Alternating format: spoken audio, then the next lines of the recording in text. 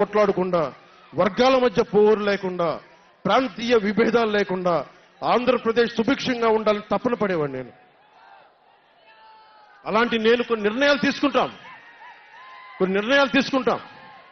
ఆ నిర్ణయాలు ఎలాంటివి? నాకు సంబంధించినవి కాదు, ప్రజలకు సంబంధించినవి. పొత్తులో భాగంగా నేను 24 స్థానాలు తీసుకున్నాను. 24 అసెంబ్లీ స్థానాలు తీసుకుంటే ఇంతేనా అంటున్నారు. 24ఏనా? ఇంతేనా? మనోళ్ళు కాదు, అవతలి వాళ్ళకి తెలియట్లా. బలి చక్రవర్తి కూడా వామనుణ్ణి చూసి ఇంతేనా అన్నాడు. బలి చక్రవర్తి కూడా వామనుణ్ణి చూసి ఇంతేనా అన్నాడు. నెత్తి మీద కాలు పెట్టి బలి చక్రవర్తిని అధాపాతాళానికి తొక్కుతున్నప్పుడు తెలిసింది ఎంతో అని. ఇంతింతై వటుడింతై నభో వీధిపై నంతై తోయిద మండలాగ్రమునకంతై వామనవతారాన్ని చూపిస్తుంది జనసేన. జగన్ గుర్తుపెట్టుకో, అధాపాతాళానికి తొక్కకపోతే నా పేరు పవన్ కళ్యాణే కాదు, నా పార్టీ జనసేనే కాదు, మర్చిపోకో.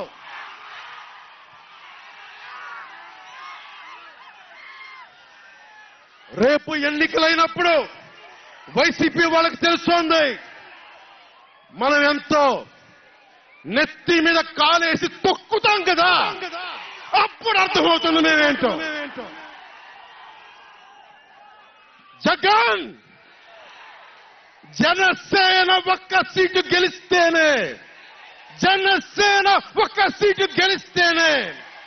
నేను రాజమండ్రి రోడ్ల పర్యవేక్షణకి వస్తానని అంటేనే రాత్రికి రాత్రి 10th క్లాస్ విద్యార్థిలాగా, 10th క్లాస్ చదువుకునే విద్యార్థిలాగా రాత్రికి రాత్రి రోడ్లు వేశారు. నైట్ అవుట్ చేసి మరి ఒక్క సీటుకే ఇదంతా. ఒక్క సీటు గెలిస్తేనే రాత్రికి రాత్రి రోడ్లు వేశావు. జనసేన 24 సీట్లతో ఏం చేయగలరో మీరు ఊహించుకోగలరా? వ్యూహం నాకు వదలండి, నన్ను నమ్మండి. 24 ఏంటి అని అంటా ఉన్నారు. విశ్వామిత్రుడు, బ్రహ్మర్షి విశ్వామిత్రుడు బ్రహ్మపదానికి వెళ్ళడానికి కూడా 24తోనే. గాయత్రి మంత్రం 24 అక్షరాలు. అంకెలు లెక్క పెట్టదని చెప్పండి ఎవరిని. పవన్ కళ్యాణ్ వంక కూడా చూడలేరని చెప్పండి.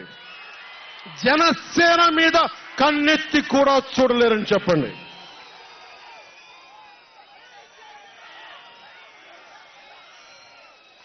మనకి వైసీపీ జగన్ లాగా వేల కోట్లాది రూపాయలు వారసత్వంగా తినేసామా ఏంటి? మనం ఎన్నికలు రాగానే నియోజకవర్గానికి 50 నుంచి 100 కోట్లు తీయడానికి, ఖర్చు పెట్టడానికి, అన్ని స్థానాల్లో పోటీ చేయడానికి మన దగ్గర 50, 100, 1000 కోట్ల డబ్బులు ఉన్నాయా? మన దగ్గర దోచేసిన డబ్బులు ఉన్నాయా?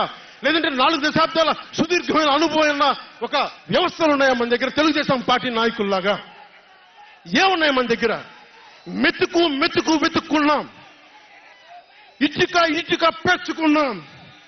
ఇప్పుడిప్పుడే ఇల్లు కడుతున్నాం, జనసేన ఇల్లు కడుతున్నాం, కోట కూడా కడతాం. తాడేపల్లి జగన్ కోట కూడా బద్దలు కొడతాం.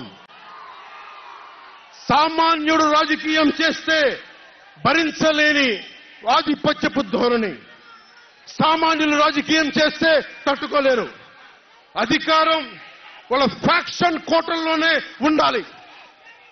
అది దాటి మనలాంటి మామూలులోకి వస్తే, మనం వ్యూహాలు వేస్తే, మనం పొత్తులు పెట్టుకుంటే వాళ్ళు భరించలేరు. అందుకని రకరకాలుగా చెప్పారు కథలు. సామాన్యుని రాజకీయం భరించమని చెప్పండి. జగన్ సామాన్యుడు రాజకీయం చేస్తే ఇలాగే ఉంటుంది. వ్యూహాలు వేస్తాం, పొత్తులు పెట్టుకుంటాం, నీ కోటలు బద్దల కొడతాం.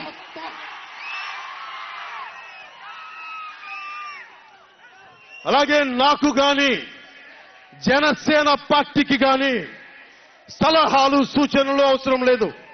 సలహాలు సూచనలు ఇచ్చేవాళ్ళు అక్కర్లేదు. యుద్ధం చేసేవాళ్ళు కావాలి. కొత్త రక్తంతో, కుత్తలాడే రక్తంతో, గుండెలు చరించుకునే యువ రక్తం కావాలి.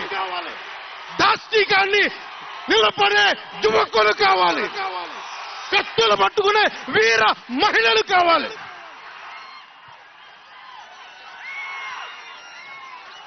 అంతేగాని నాకు సలహాలు ఇచ్చేవాళ్ళు, మీకు తెలుసా జగన్ ఎలాంటి వాడో? సొంత బాబాయినే మర్డర్ చేయించిన వాడు, సొంత చెల్లినే గోడకేసి కొట్టినవాడు. మీరు చెప్తారు నాకు సలహాలు సూచనలు. ఎవరితో యుద్ధం చేస్తున్నానో నాకు తెలుసు.